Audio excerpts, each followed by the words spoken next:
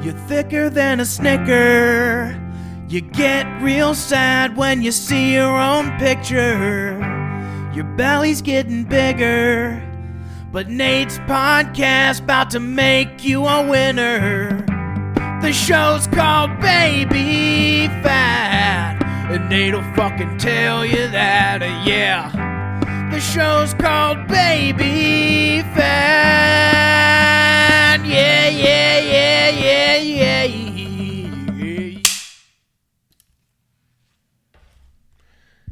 Welcome back to Baby Fat with Nate Salgado. I caught a manic wave. Just caught myself scrambling around the garage, picking up my mess from the last, I don't know, probably 6 months. It's kind of accumulated. I never let it quite get out of hand like I have before, but there was just piles for miles, and there still is. I mean, I'll never be perfect, right? But yeah. So I started doing that, and not getting out a podcast once a week has been weighing on me, among other things. But it's just like, when I really think about it, it's almost like a good thing. You know, when I started this podcast, I really needed the podcast. I really needed the outlet once a week, multiple times a week, just talking to nobody, just getting my feelings and thoughts out there. I don't find myself needing it as much, which, you know, that's a double-edged sword. And I really was thinking, what are my goals with Baby Fat? You know, if I lost my job tomorrow, my main job, maybe I would dive in and try to grow the show and just, you know, so it would be like, why not? you're unemployed. You're not doing anything better. But that doesn't seem to be, you know, the case. And so, really, what I do want it for is a legacy piece that I could leave behind for my family and now my friends and the fat babies. And so that doesn't have to adhere, listen to me, justifying why I can't put out product once a week. But seriously, I never wanted it to feel like a burden. I don't want it to feel like I have homework. That's sort of what it feels like once I get close to 2 weeks, close to 3 weeks, haven't put out a podcast. That was never the intention, to make me feel anxiety. Now this was to relieve my anxiety. So I'm perfectly okay. I've accepted that maybe it's only 2 shows a month, because there's a lot of extra energy I put into video podcasting and reteaching myself, because I go so long in between times doing it. I have to relearn every time. So there's that process. You can hear my voice shaking a little bit. I'm nervous, rusty. So another thing about, you know, I constantly say on here when I'm gapped, pause between episodes. But I had several fat babies reach out to me and wanted a podcast, and that felt good, because it's been a while. People kind of just got used to my inconsistent ass, which I've just proven time and time again in so many factions of my life that I'm just an inconsistent piece of shit. But there goes YouTube. Sorry, Grandma. But anyways, all right now. I appreciated everybody that reached out, and this is for you guys, and it's for me too. You know, I'm getting my homework done, but for real. Sorry, I think I might hear Rogan. I'm on duty right now too. No, I mean, Rogi's usually piercing. You'll usually don't mistake if you need something. If he's in his room now, he'll bang on the door a couple times to let you know, hey, I want a cup, or hey, I want my phone's dead, or whatever the case may be. I keep hearing this noise, so I have to. I'll be right back. Oh,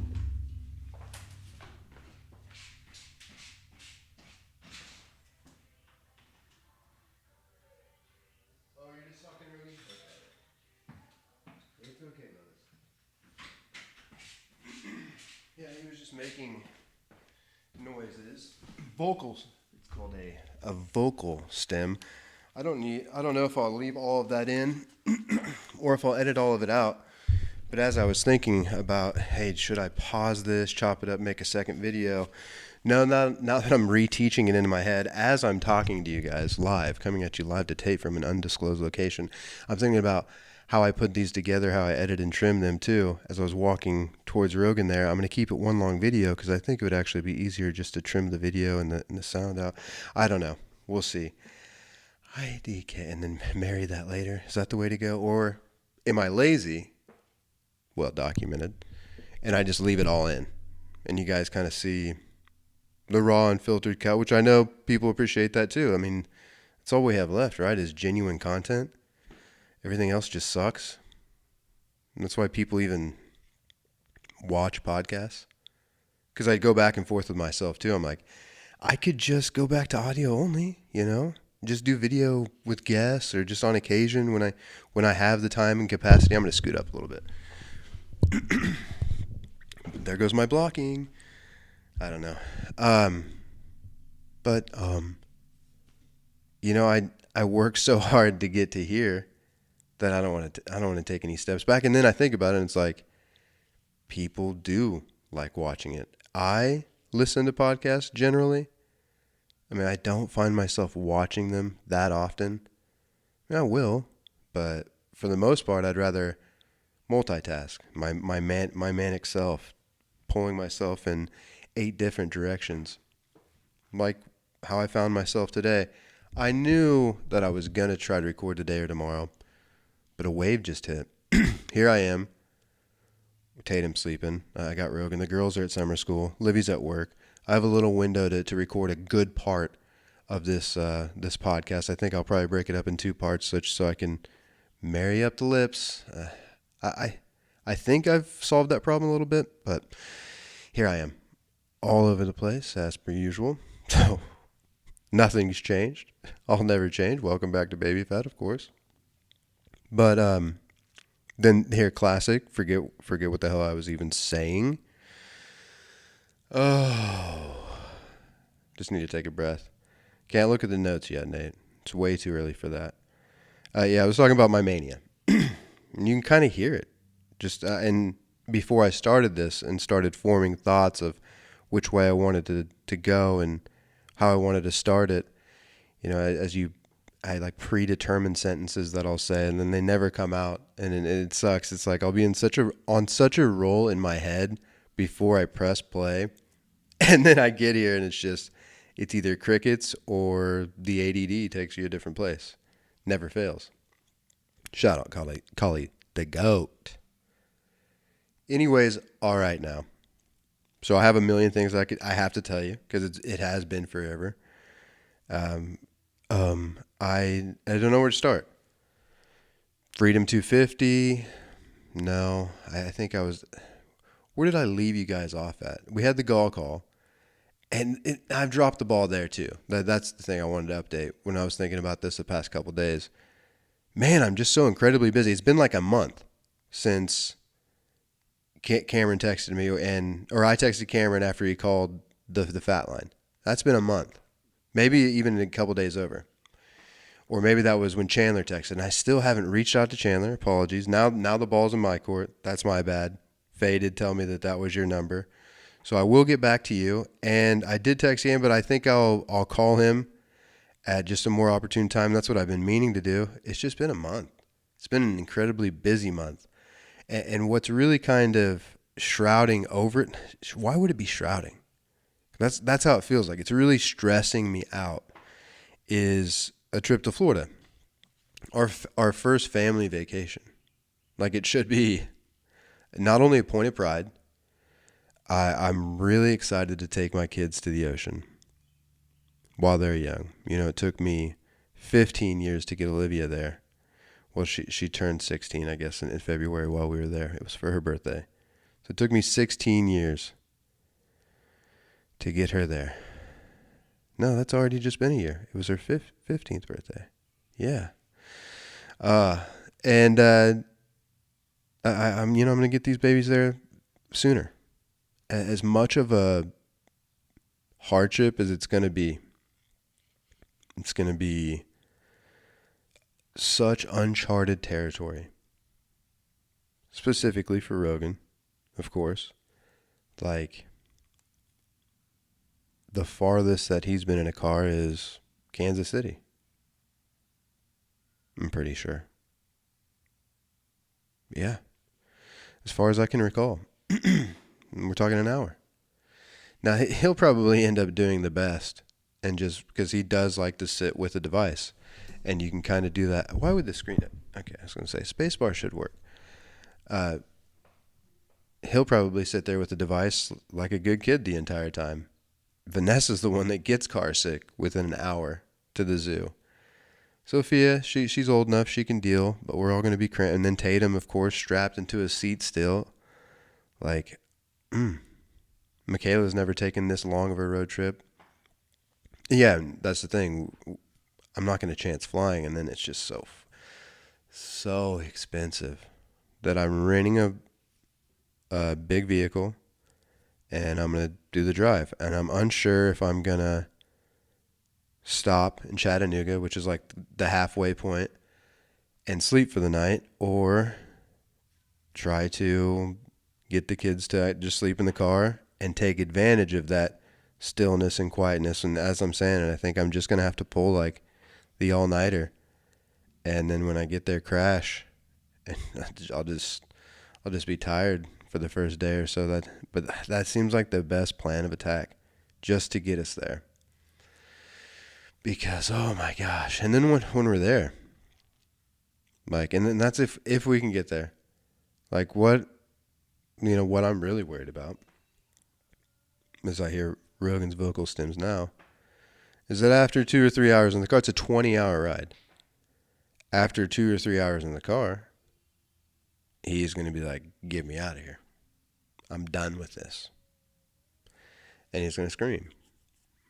And he's not going to stop. And we could like pull over it, like I'm sure you guys are talking to the screen or in your head to yourself, like, well, maybe you should stop every so often, let him stretch his legs and run around. Like, yeah, we could do that, and we probably will have to do that. I mean, for all the kids in general, which will make the trip even longer. So it'd probably be like a 24-hour drive between all the stops and going to the bathroom, and who knows what other hurdles we're gonna run into. I'm really worried. I don't know, but I got to do it. Like, I got to do it. As much as I don't want to do this, I wanted to just take the little girls. And I could leave Rogan with my mom. It's a week before she's getting ready to go see my grandma, so it wouldn't be an opportune time for her to really stay with him for 4 or 5 days either. He shouldn't have to miss out on all that stuff. You know? YK. This one's on me. So, it's going to be incredibly difficult. But we're going to voyage down to Florida for my cousin Perla's master graduation. I guess that's how you say it. She's getting her master's. And once we get there, it'll be fine. I'll have so many hands on deck, so much family. Like, the more I think about it, like, I'm worried about that too. Don't get me wrong. Like, we're going to probably be confined to staying in one bedroom at, one of my aunt's houses. Hopefully. There's somewhere for us to stay. I need to actually kind of arrange that more, because I was just thinking it was me and the 2 little girls, which is no big deal. I mean, we could make it manageable with multiple family members. But now I'm rolling 7 deep. That's a different story, and that's official. We've kind of been back and forth with it. Even BBG, like, she's been back and forth, knowing how hard it could be. But she doesn't want to miss out on seeing the little girls see the ocean for the first time. She wants to see the ocean for the first time. YK. So it's monumental. Hopefully it's going to be legendary. Hopefully it's epic. But my God. I'm stressed. I'm worried about it. Just hope we can get down there. Get down there. Everybody knows that we're capable of 20 hours in the car on the road. I know I can do it. I'm a road dog. So they got that in them. They got me in them. I know BBG can do it. She's taken longer road trips, like down to Texas and stuff like that. but not all the way to Florida. It's just Rogan I'm really worried about. And then Vanessa getting sick too. The other kids you can kind of, and Vanessa included, be like, hey, this is what we're doing. This is it. You guys want to get to the ocean? This is it. I don't know if we'll go to Disney World since they are residents. We could probably get pretty good deals on tickets, and they're Mexican, so we'll just like pack coolers and do it the most economical way. Like we've discussed it before. That once I brought them down there, we were gonna have to do Disney, and then they were telling me how basically cheap they can do it, which all four Mexican Jews we would be, and so that would be fun. But definitely a beach day, and it's just going to be jam-packed and go by so fast that I don't know if we'll be able to do Disney World this trip, which it's such a fucking rip-off that not going to break my heart, but I'm sure if it was mentioned or dangled to the girls that it would be all they would want to do, but we'll see. Hopefully I can pull it all off. Hopefully I can just get us down there. But yeah, then once we're down there, like Rogan, this is his domain is the house where he can go upstairs to the kitchen, sit at the table, and eat on his loaf of bread, make a mess right here in his spot, with a bunch of crumbs. And at night, he's in his room by himself, not locked in there, but he can't use the handle from the inside, so we have to open the door from the outside. So, basically locked, but he's been getting out. He knows how to open it if he wants it. Has one of those child things on it, but then BBG also taped it so you can't even put your fingers through the holes easily to turn the knob. Parents, if you know, you know. On the inside of his door, so he doesn't elope at night. And when we stay at a hotel, I have to like sleep in the bed with him and have my arm over him. That's the elope alarm. And so then I get shitty sleep that night at the hotel, and I'm looking at like staying up all night to get down there, then Rogan sleep for the week down there, and then driving back. Like, it's going to be hard on your boy. But if anybody can do it, I can. But just his day-to-day there, I guess there'll be like enough going on, and I'm thinking of like specific spots that he can just run around, and there's just, again, so many hands on deck between my family. Like during the day, it'll be fine. Night, hopefully it gets down to some sort of system, or he gets comfortable, or gosh, I don't know. He's not on any kind of medication, so he's not very regulated. A lot of the clients that I work with are just on such a medication timetable that they go up and down. And it's sad to see them operate like that. And it's not something I want for my son. But gosh, in times like these, if he could have a sleeping medication that actually worked, that would be great. But then I think about it, he's just so little. Like his little liver having to process these fucking pharmaceuticals for such a young age. Like, we can hold out on that as long as possible, if not forever. Because, man, he's been trying to talk to me too. Like stopping me, looking at me and going, duh. I'm like, you saying dad? And then he like smiles real big, and then he'll just make more noises with his mouth, like he was doing a the other day, and just it's usually just a like like a Tarzan type noise, just guttural, like stimming, long, sustained notes. But he was trying to talk. And he's been trying. This has like happened multiple times, days in a row, here lately.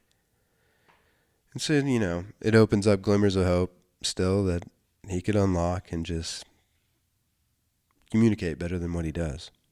Which he does. He communicates great for nonverbal. Since I've had the opportunity to work with people that are also nonverbal and older than him, YK, he does a great job for as young as he is. He's just so smart. I know he's got so much in there. I can't wait to find out more.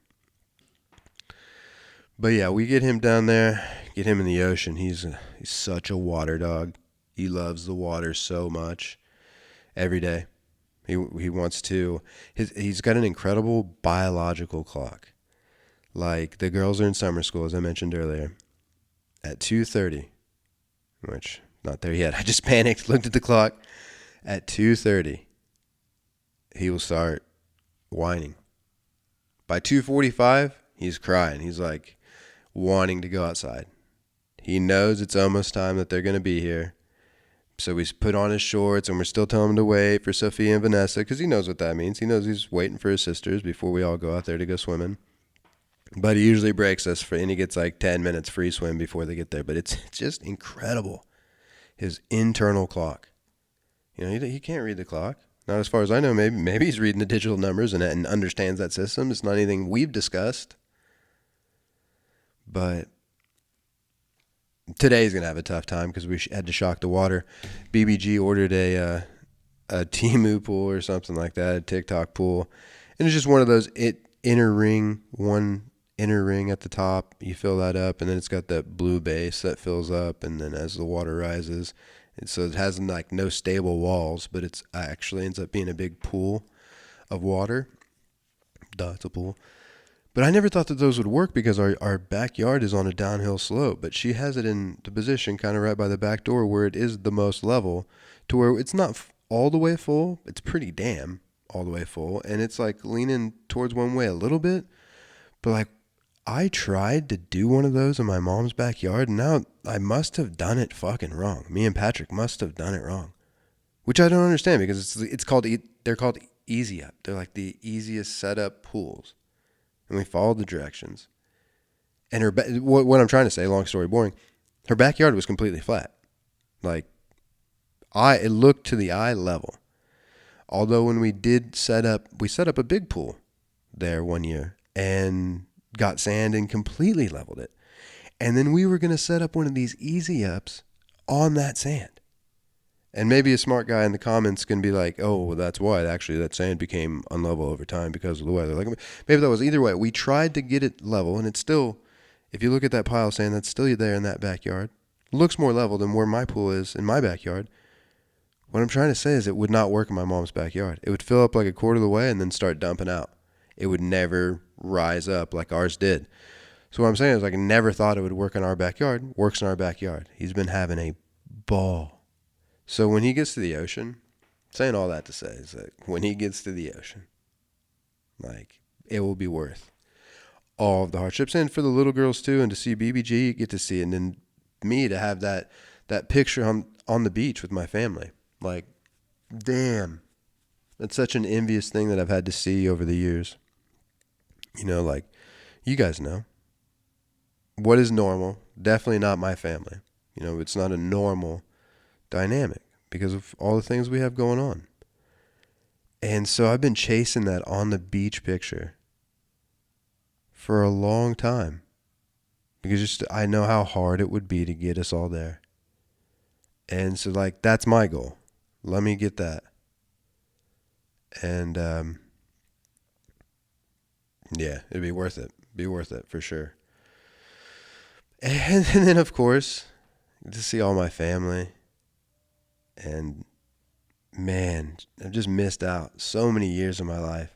They were all right there. And then it'll be like I get to share. Like Olivia got to go down there with me, even though and I'm not sure if she's going to come with me or not. I need to discuss with her because she is working quite a bit at Duncan. She may want to stay here, the house, by herself, unsupervised at 16. And I know what you're thinking. Nate, sounds like a horrible idea. Yeah, it does. And she may end up going down and staying with her mom for a day or two, but there's also the thing of my dog Kelsey needs let out a couple times a day, fed and watered. Olivia would be perfect to stay behind and do that. If she can't, my mom's going to be around. She could do it for me. My mom could also check on Olivia. But I'm honestly thinking about maybe letting her stay behind and telling her just not to burn down the house. Not to have friends over. But yeah, come back and she's fucking pregnant. It's my fault because I got my ocean picture. Or she has the opportunity to go too, but as things turned out last time, I don't think that she'll want to go. She can be hard to get along with. And one thing sets her off, then she's all pissed off. and she doesn't hold back.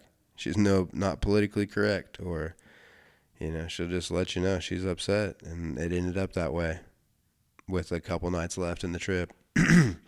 Now, she had plenty of pleasant interactions, and I think I went over it on the podcast. Go back and listen to the episodes, but I was really disappointed, and it's only a reflection on me and my parenting. Like, my mom, I guess, beat my ass good enough that I knew to act right in the moment, be appreciative the entire time, just be grateful, and then take it out on my mom later. That's what my little punk ass would have done. But no, she goes in the moment and made for just awkwardness and uncomfortableness. And yeah, so hopefully there's no sour moments. Hopefully we can all keep it together. But it's also just very natural. And it's my family. If you're going to do it anywhere, it's with family. So just can't wait. The food. No, that was another concern too, though, the food. Like, for me, I'm going to be in hog heaven. But they don't I'll have to just go out of my way and pack Rogan some stuff for the first couple of days, and then once I get down there, refresh him on the things that he eats, and then just keep those available for him where we're at. The other kids, though, they're getting just as fucking picky. Sophia barely likes meat anymore. Nessa used to be the best eater. Now she wants everything a certain way, and she's a very just meat and potatoes girl, but plain. Like, my family's going to have a bunch of spicy Mexican food. Nothing Americanized. And so I can't wait for the girls to be thrown into the deep end of that and see how much that they could actually enjoy that and how good that is. That would be a great takeaway. But Tatum and Rogan, yeah, we'll just have to have certain things. Tatum will eat the meat and stuff that's around, or I don't know. We'll see. They've never been around the culture. And so I'm excited and also nervous to see how that plays out. But again, all hands on deck. And then, as I said, it's like I have cousins that are having young kids too. And certainly that I don't know, maybe they just raise them right and they always eat everything that they have. Or maybe there's some picky ones amongst them too. I don't know them well enough, or I don't get to spend enough time, or haven't got to spend enough time around all the younger ones yet to know all the preferences and all the dynamics. But I'm coming 7 deep. Man, that's a lot. It'll be fun. We're going to leave on a Wednesday. Like I said, I think I might drive all the way. Drive all the way Wednesday until late. Around midnight, it's probably we would end up in Chattanooga. If that, we'll see if there's any delays. And then sleep, wake up early, hit the road again, and then get to Eduardo's house late on Thursday, around dinner time. That's the plan. And then Friday is the big party and Pearl's graduation.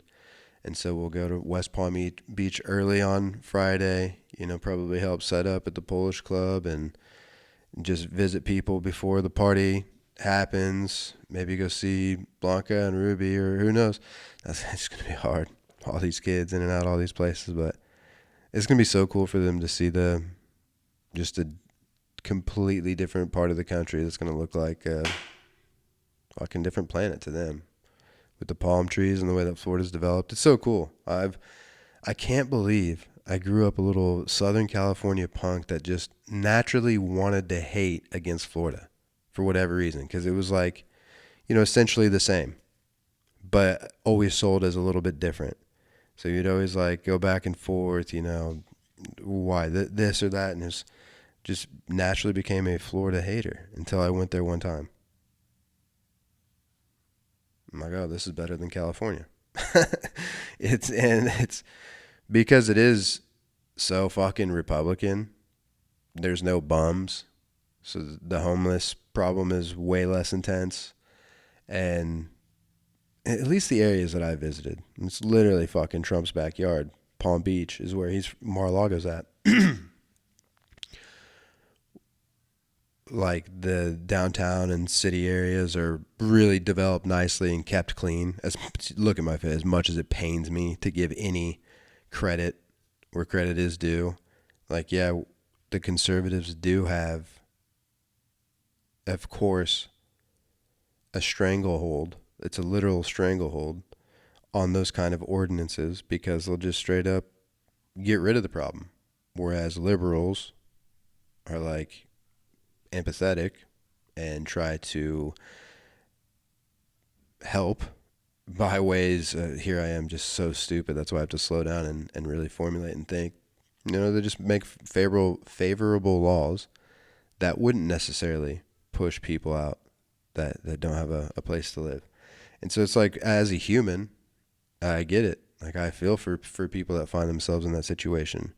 But also as a human, it's like, I also like to walk on really nice sidewalks and see how pretty, this country could be if left kept.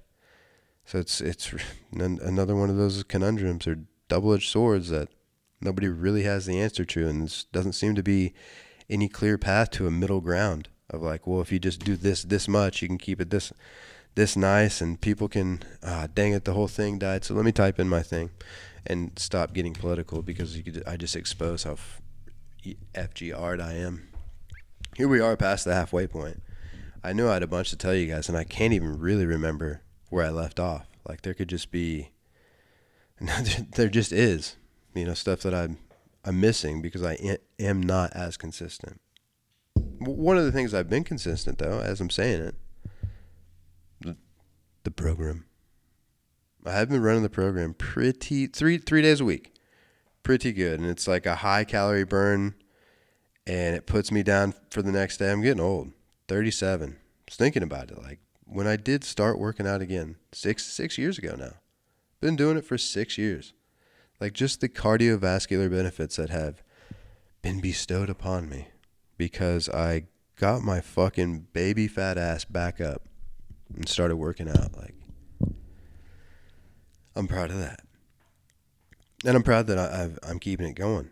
Now, shout out the Chinese peptides. Couldn't have done it without you. But I'm down to 209.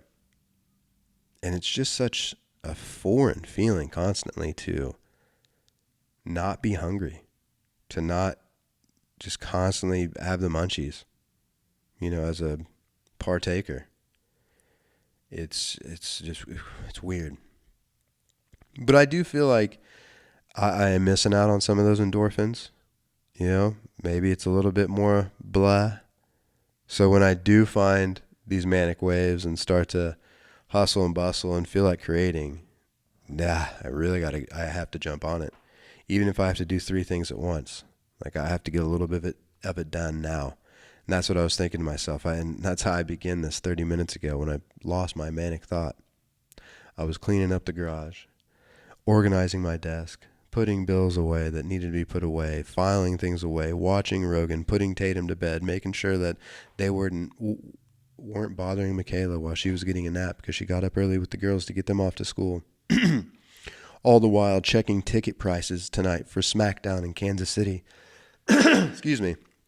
Trying to decide, am I going to take Sophia? Do I want to mess with the World Cup traffic? Man, it would be such a fun memory for her. And as I conclude this podcast, or maybe break it up halfway, I have to go pick up Olivia here in about 20 minutes. Her shift is done.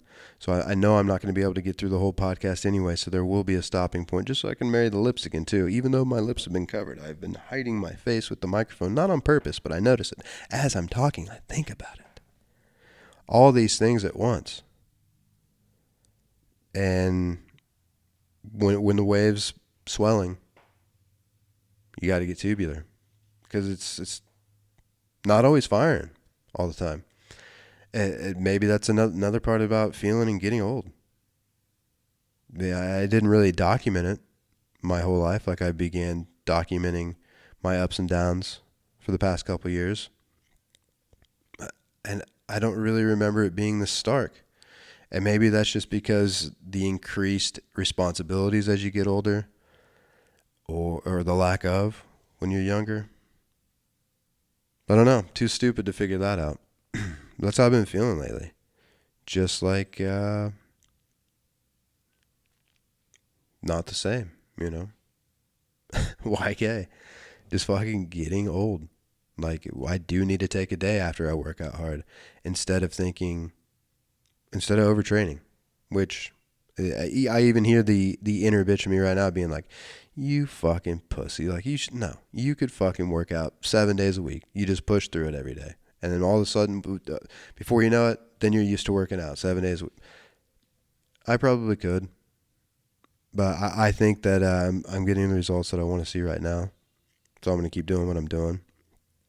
And one of the things that I have been proud of, this has been a big prideful episode. I've been saying I'm so proud of myself multiple times, but I need to do it more often because I don't say it a lot to myself, in my head or out loud. I've been proud of, not only doing it for 6 years, but fuck, I forgot where I was going with that. What was it? Must not have been important. Got too distracted about being proud about myself. I don't know. But you guys get what I'm saying. Maybe you don't. Repeat the same things. At least I've been, you see this, my restless leg syndrome's probably been going crazy this episode too. I noticed that a couple times as I've been sitting here talking, and I'll try to stop it. We'll see when I go back and listen how bad it is. Am I going to get to the Tim Butterly 40 without hitting the notes? That would be a first for the Van Gogh of podcasting, the Hispanic Express, the Brown Noise, Nate the Great, Nader, Nasty Nate, Naderade, Nestor, Nato, Sal, DJ Salsa, the Mexican Water Moccasin, Nafe, the John Gruden of fantasy football, the real Mexican Manila, the podcast industry plant, Jason Samoa, the Mid-Iguana, the Half-Blood Prince, the Tequila Sunrise, Ghost of Guerrero, Coach Salsa. Don't know, I have to say that one weird. I like it. Why would I have to say it weird? I don't know. Where do I want to go? Wish I could go back and pull that thread that I was, proud of myself there for a minute. 6 years or something. I don't know. When I go back and listen, I'll be like, so many times that happens. I either realize that how insufferable it must be to listen sometimes to me lose my train of thought. Shout out weed. And you stick with me, or maybe that's just like, I cannot do this anymore. And that's a good turning off point. But all the time, most of the time, won't say all, when I'm listening back, I go, fuck, I was going to say this. And then I go, okay, next time I record, I'll mention that and I'll repeat. Every 1 in 50 of those I remember. And I'm like, last time actually I did want to say this. You'll hear me say that, and that's because I was listening back, and it must have been super important that my freaking goldfish brain remembered to say it next episode. That's the most frustrating thing about not having a producer and not wanting to chop it up into a million little videos to stop and go back. Excuse me. Or just prolong the editing process. Frog. However that would look. To go back and get that train of thought like I could in the Magic Page days. It is not easy to just sit here for an hour and talk. Like, I'm going to take a break here in a few minutes because I got to go pick up Olivia, but I could do the whole hour. Like, again, I'm proud of myself. Cringy that time, right? But that is something like maybe one day that will pay off for me, because what are we going to do when the robots take over? Just sit around and talk to each other.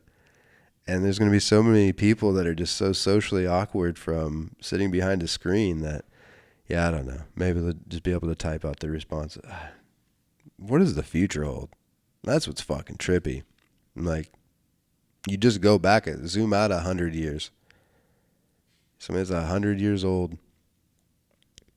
1926. Coming out of the Great Depression.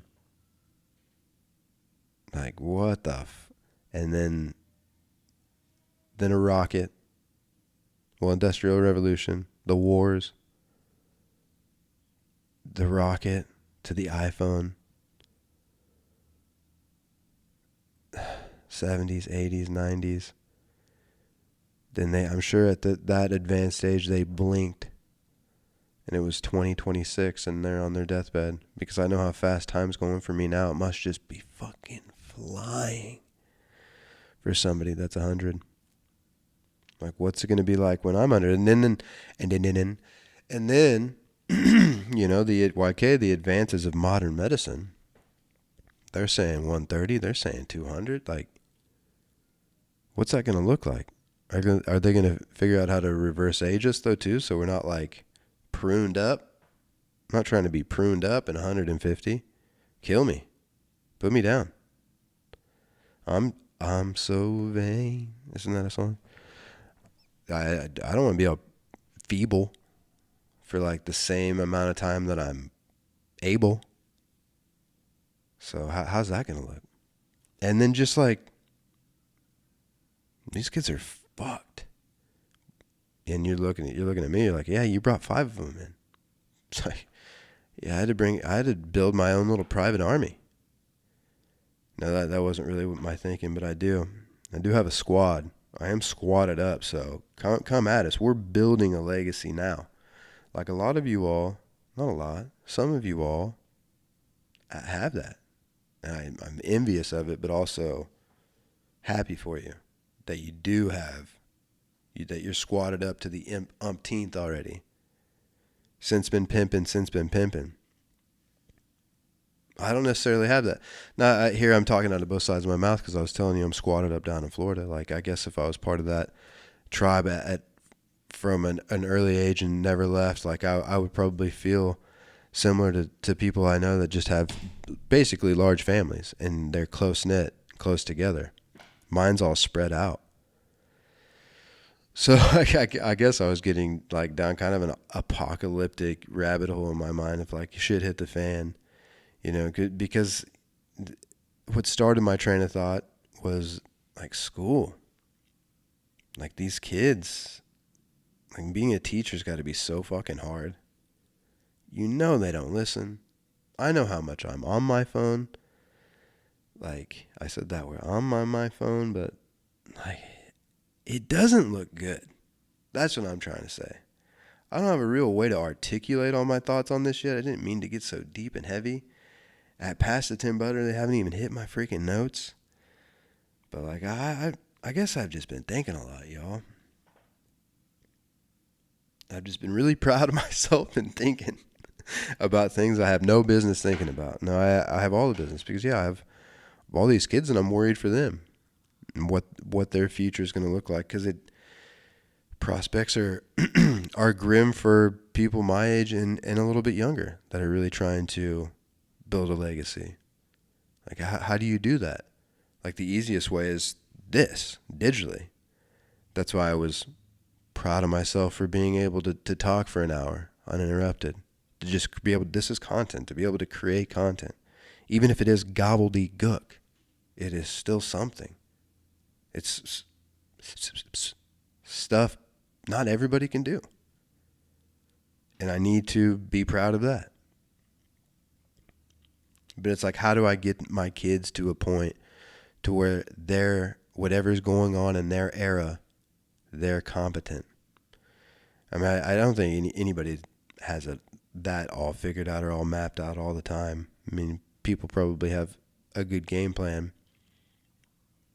Mine right now is just say, just keep doing what you're doing, work hard, show them that you work hard, be kind. What else can you do? Not worship money. I don't know. It's hard out here. It's hard out here now, and I don't see it getting better. So that's what like makes me incredibly worried for my kids. Like I almost said, am I gonna have to work forever till I die? I already know that. The way shit's going, I'm a peasant. I'll always have to work. But I'm really hoping that I can set them up in a way that they can figure it out and at least be able to take some solace, have some peace in their life at a certain point. You know, that's the hope. That's the hope as a parent. You know, it's kind of like when you go someplace, you want to leave it better than when you left. It's kind of the idea of parenting in some way that I can't really articulate. But here we are. 15 more minutes till I have to really go pick up Olivia. So I guess I am going to push through. I am. Because then I don't... Rogan's been good. Tatum's still sleeping. Michaela's napping. The girls are at summer school. Like, this is just the window. And this is the perfect window. Like, the one thing I want to do is check the video. Make sure the video is actually still recording. Like, hopefully my memory's not used up or something crazy. Who knows? Let me check the video. Seemingly still recording. We're seemingly still good. Sometimes things just come together. Not always. Not often for your boy. Hopefully this Florida trip. Talking to the mic. Hopefully this Florida trip and hopefully this podcast comes together. Right now, over me. That was me and my cousin Derek's song. It was my first. That's probably my favorite Beatles song because of that. Because of my first favorite Beatles song. But we used to do, speaking of wrestling, we would do the Wolfpack Too Sweet. It's Wolfpack for life. If you know, you know. When the Wolfpack was Red NWO. And for whatever reason, we would sing Come Together Right Now Over Me and then do the Too Sweet on the trampoline. That was our thing. I really miss my cousin Derek. And I have no idea what he's been up to for several years now. About as long as I've been working out. Haven't seen him since then. It was 2020. Maybe even 2019. It was Gallatin. He came out to visit us. That long ago. Miss you, Derry Poo. If you ever hear this. Yeah. We could hit some notes. Found out I love orange, right? I've been on a big orange kick. But I'm always like hesitant when asked like, what's my favorite color? I always go like, I like orange and then I like purple because of the Lakers. And purple was my first favorite color. But I think I've been lying. I don't think. I figured out I'd been lying. It's kind of like unintentionally.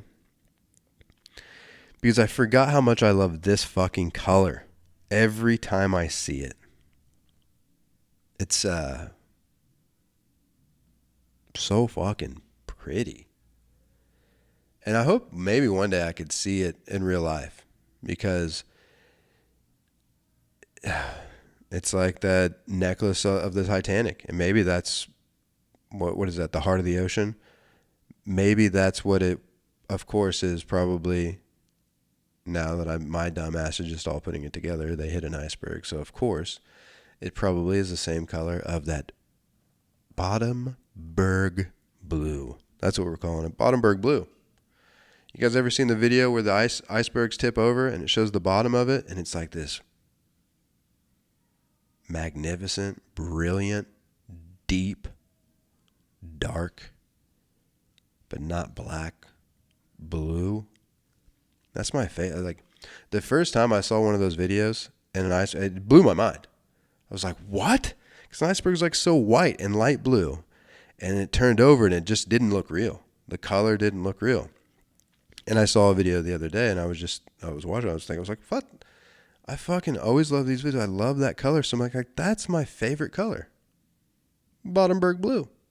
So, you know, I cannot wait for a 3-year-old to ask me what my fucking favorite color is now. Like, I cannot wait for the next time somebody asks me that. I am ready. I might even keep a video loaded in my Safari so I can go, you wait right here. Bottomberg blue. We'll see.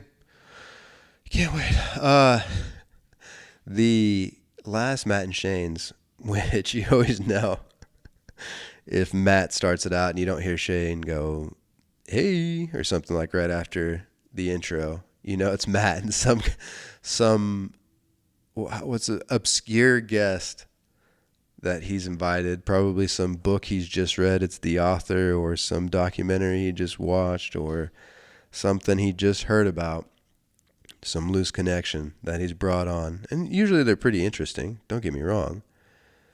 But it's always funny. You can kind of tell, is it just a Matt episode with a guest, or maybe Matt with Lemaire and Nate does panties in the mouth with Matt, as we call it in the business, or is it Matt and Shane? Classic. And then you're like, oh, thank God. You know, even though there's nothing wrong with the other episodes, it's just different.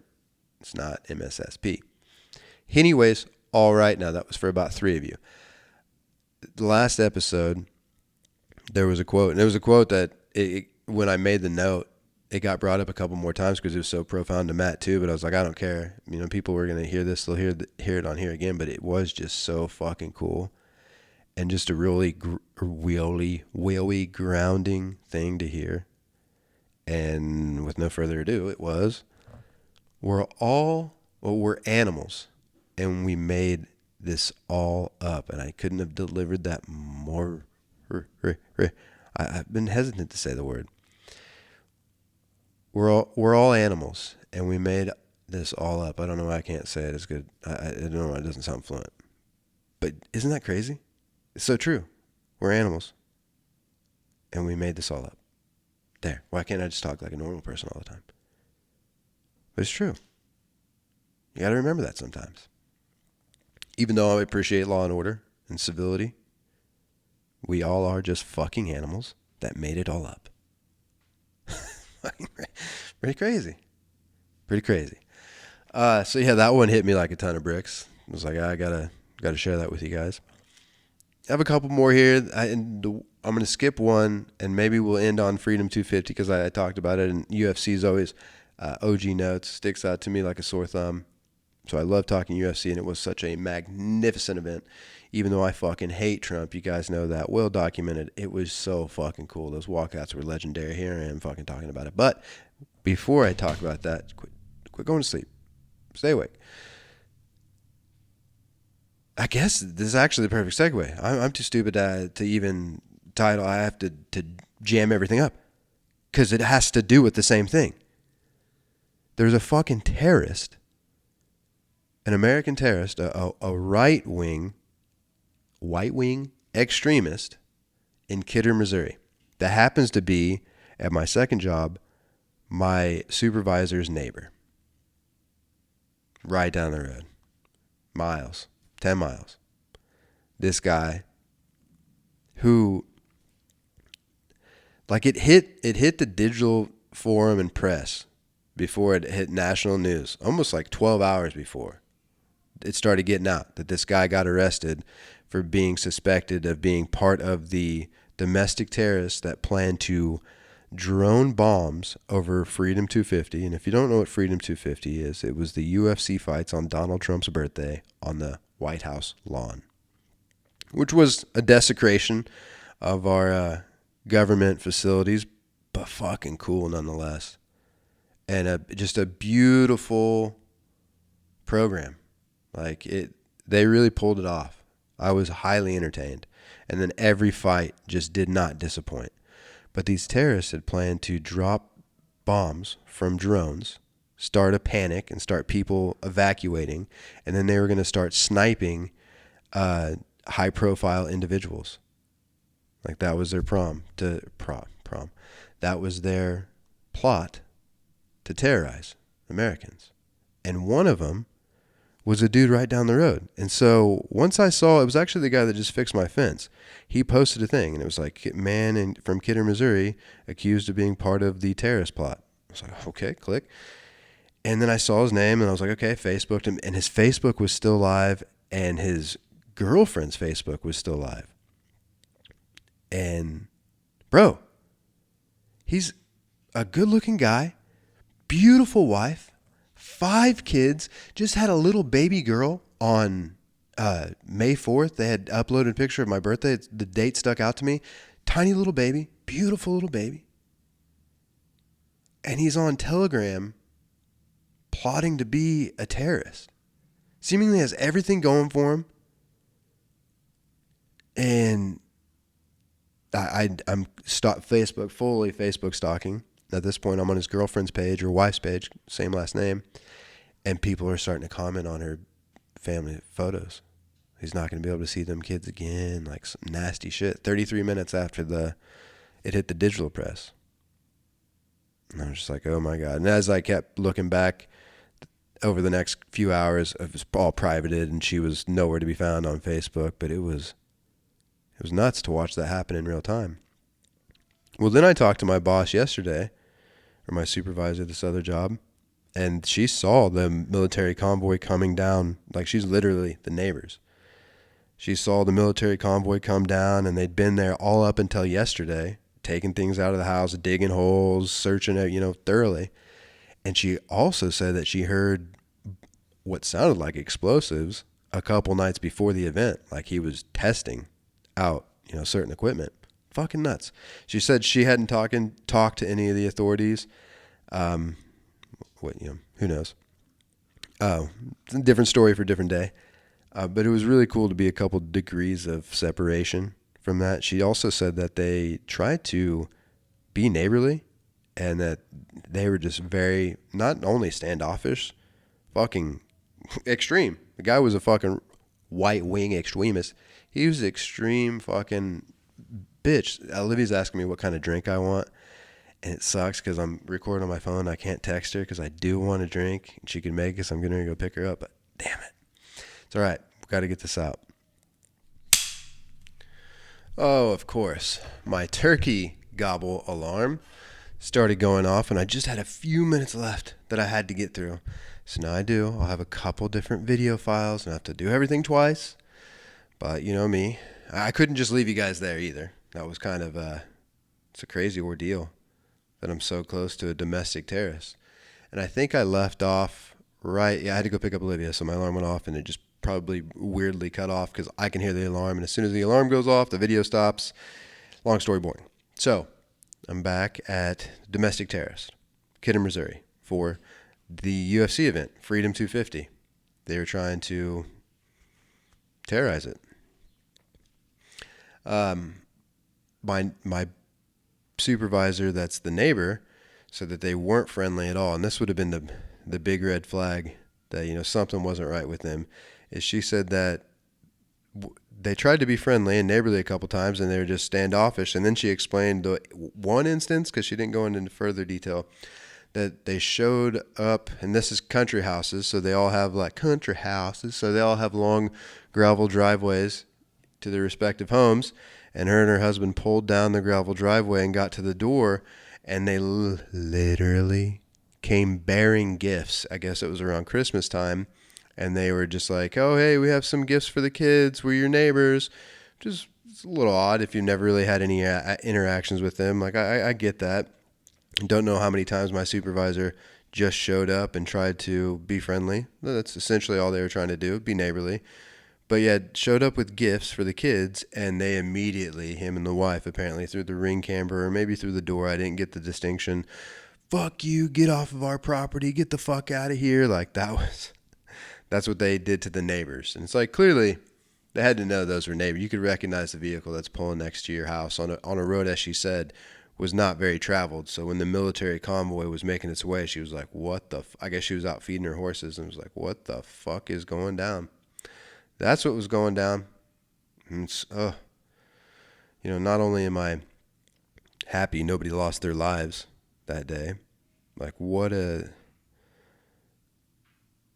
tragedy that would have been. It would have also been tragic to rob us of that fucking card. It was so good. So good. Quickly go through it because we're running out of time. If I want to get to my clean hour, that's why I came back on and have 2 video files anyways, so my autism can feel a little bit settled if I'm close to that 1 hour mark. Diego Lopez finally caught Garcia, slimed him out. Then who you had? Huffy versus Chandler. Huffy looks so fucking mean and just outclassed him. Chandler didn't even belong in there with him. Then Hockett, of course, I knew he was gonna beat Derek Lewis. The Michelle Obama thing, funny. I mean, people have been talking about Big Mike on the internet for a long time, and for his character, I mean, Captain Cringe. I'm not surprised. Definitely in poor taste. It sucks. There's probably a lot of little kids watching at that moment, but not the. I don't know. That's all I have to say about that. Hockett, and then who else we had? I mean, of course, Pajeda lost the aura from Gon. Gon got the knockout. Sean O'Malley, salute. One shot, knew the guy was KO'd. Salute. Walk off. Who am I missing?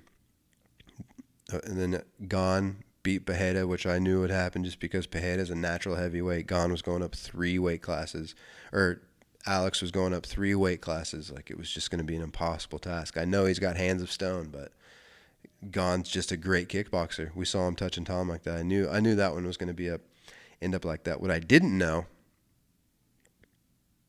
was the main event. If you know, you know. First off, I'm just so happy for Justin Gaethje, like, to end his career as a 37-year-old, 38-year-old, finally be the undisputed champion, hold a couple interim belts, never win it all, always lost it in the big fight, but always put on great, brilliant performances, and he's such a warrior in there, like, just an electric fighter.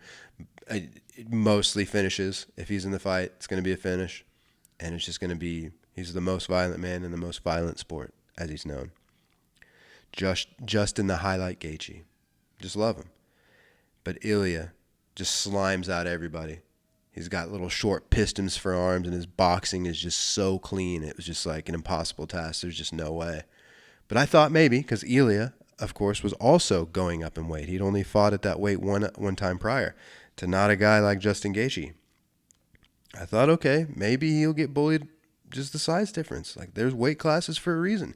Maybe Justin can take his best shots and just gut out a decision.